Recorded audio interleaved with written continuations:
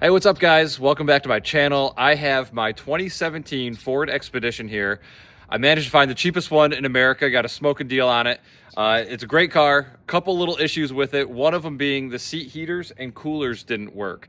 I've come to find out it's a very common problem, and all it is the module right down here. And what happens is there's only one ground wire and it's not capable of the current that you need when both of them are running at the same time. So this is the original harness that I cut out of here. And you can see how the terminals melted right there.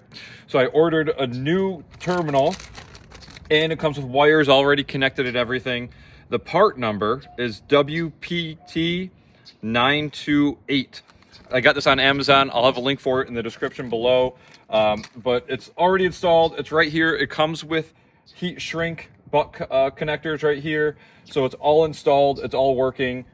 But I just wanted to show you guys what to do because it's super easy. There are a few other videos out there, but they're crazy long and they don't really need to be.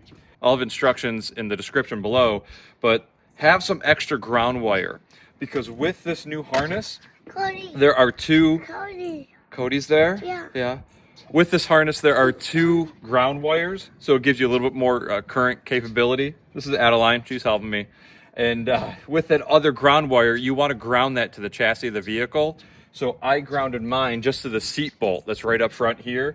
So just have some extra wire so you can run some wire to that with the extra wire here. Again, it'll be in the description below. But it's very easy to do. It only took me 15-20 minutes. It really wasn't so bad at all. So if you have a Ford Expedition and the seat heaters and the air conditioning are not working, it's probably this right here. Thankfully, the module is okay. You just have to beef up the wires and replace the harness. But thanks a lot for watching, guys. I'll see you on the next one. Bye.